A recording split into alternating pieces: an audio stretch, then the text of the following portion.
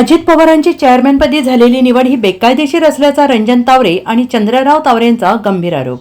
माळेगाव सहकारी साखर कारखान्याच्या चेअरमॅनपदी अजित पवारांची निवड झाल्यानंतर सहकार बचाव पॅनलचे नवनिर्वाचित संचालक चंद्रराव तावरे आणि रंजन तावरे यांनी अजित पवारांच्या चेअरमॅन पदावर आक्षेप नोंदवलेला असून औरंगाबाद खंडपीठाच्या निर्णयानुसार अजित पवारांना चेअरमॅन होता येत नसल्याचा दावा करत ही निवड बेकायदेशीर असल्याचा आरोप केला आहे.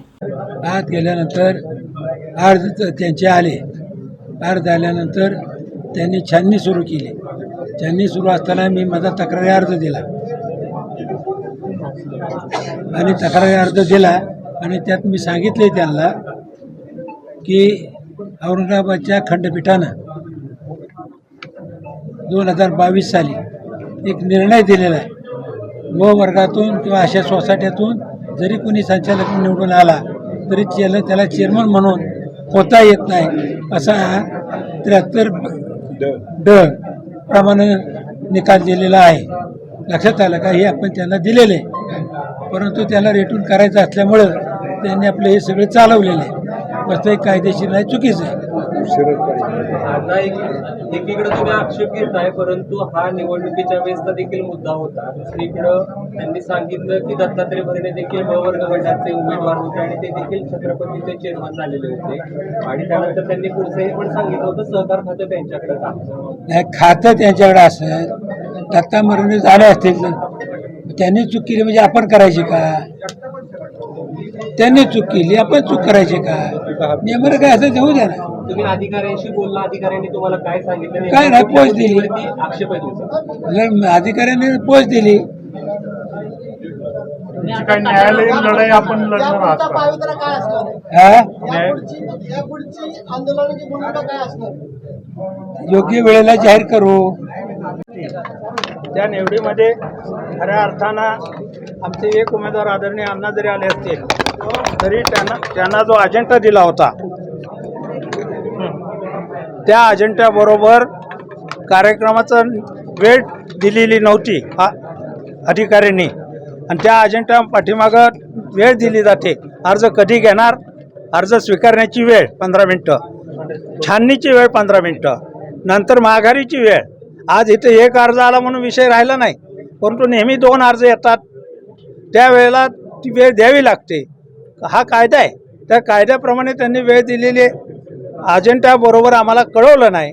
तरी परंतु त्या ठिकाणी अण्णांनी ऑब्जेक्शन घेतलं आणि ऑब्जेक्शन घेतल्यानंतर जर आरओ म्हणत असतील की ऑब्जेक्शन नंतर आले, आणि आत्ता आम्हाला पत्र मिळतंय कारखान्याचं की 3 वाजून 15 मिनटापर्यंत अर्ज स्वीकारणे, 3:15 ते 3:30 छाननी, 3:30 नंतर उमेदवारी आणि 3:45ला 3:30 नंतर माघार आणि 3:45ला डिक्लेअर करणार. हे टायमिंग त्याच्यामध्ये दिले. वास्तविक हे अगोदर दिलेलं नाही, म्हणजे हा फ्रॉड आहे. दुसऱ्या बाजूनं अर्ज दिलेला अर्ज असताना सुद्धा आरओने रेटून आपला कार्यक्रम करायचा प्रयत्न केलेला आहे. केवळ सत्तेच्या दबावापोटी म्हणावं लागेल, आणि त्याच्यामध्ये उशिरा अर्ज आला मानलं जाते. हे उचित नाही. अगोदरांना जाऊन सभागृहात बसलेले आहेत, आणि असं असताना जे कायद्याला धरूनच ते व्हावं. अर्ज दिलेला आहे आणि आपण सगळे इथं होता. अण्णा काही उशिरा आले नाहीत मिटिंगला. अर्ज उशिरा द्यायचे कारण नाही. आणि दुसरी गोष्ट, त्याच्याबरोबर केंद्र सरकारचे कोड ऑफ कंडक्ट म्हणून आहे मिनिस्टरसाठी, केंद्राच्या आणि राज्याच्या यांच्यासाठी एक कोड ऑफ कंडक्ट आहे. त्याच्यामध्ये त्यांना चेअरमन होता येतं का नाही ते सुद्धा लिहिलेलं आहे. जर केंद्र सरकार काही गोष्टी खरेदी देतं ते त्या मिनिस्टरचे संलग्न असतील विषय, तर त्याला त्याच्यामध्ये सहभाग घेता येत नाही. साखर उद्योग हा साखर केंद्र सरकार खरेदी करतं, त्याच्यावर त्यांचे बंधनं आहेत केंद्राची आणि राज्याची. असं असताना या ठिकाणी चेअरमन होणं ही बेकायदेशीर आहे काय. आणि म्हणून या ठिकाणी कोणत्याही परिस्थितीमध्ये आज उपमुख्यमंत्र्यांची झालेली निवड ही बेकायदेशीर आहे.